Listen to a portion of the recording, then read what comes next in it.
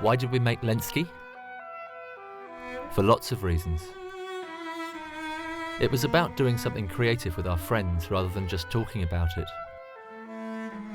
We had a lot to learn about making films, and we just jumped in at the deep end. At the same time though, operas very often don't translate well to the screen. We had some ideas about how opera could work in a more cinematic way, and we thought that these shouldn't just stay as ideas. Most of the people involved in the project are creative professionals, architects, designers, engineers, but few had done anything like this before, and I don't think that any of us had anticipated quite what we'd started. It took a lot longer than we thought, cost a lot more, and at times became a bit of a burden. But along the way, we had a lot of fun. Shooting began over the Easter weekend in March 2002.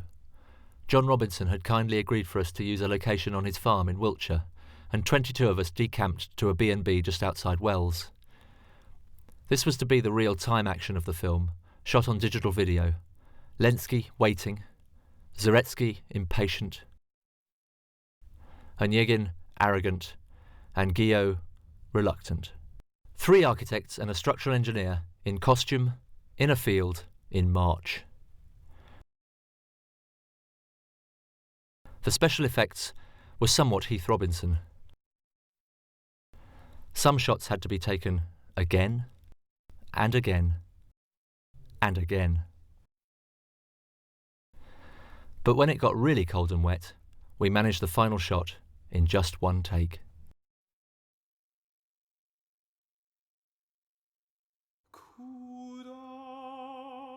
Lensky's fond memories of his happiness with Olga were shot in Peter Kinnairds Field in Worcestershire in June 2002. Thankfully, the weather held, and we were able to get the sun-kissed shots that we wanted.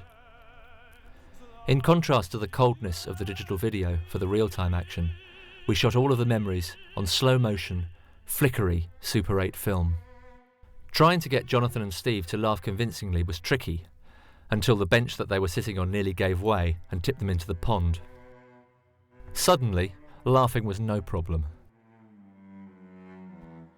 For the first time, we had women, and dresses, and wigs, a leering cad, and lots and lots and lots of kissing.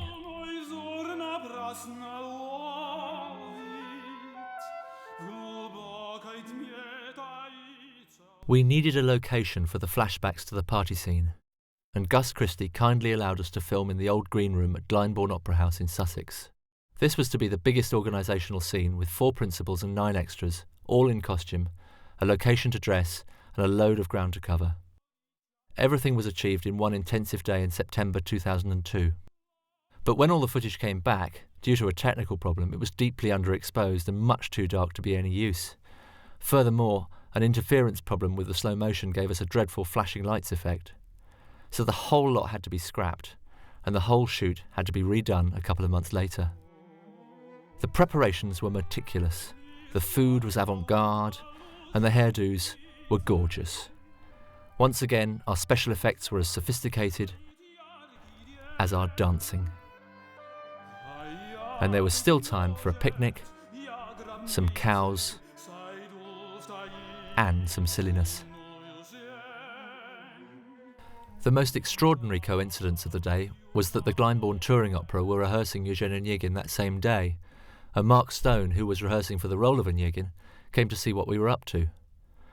Before long, Mark and 3 of his pals, Dan, Emily and Matt, had agreed to record the music especially for the film. So, on a balmy Sunday the following summer, we squeezed into the spacious studios of No Stairway Music and recorded the soundtrack. The score had been rearranged for just 2 instruments and 2 voices, which was a very good thing given the space in the sound booth. I don't think that Rob had ever had to deal with voices quite like these before.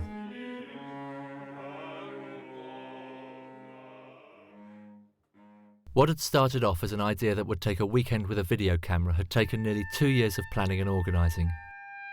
I think that we're a little over our credit limit on favours, but we're proud of the film, and we're really grateful to everyone who gave their time, energy, and had some fun along the way.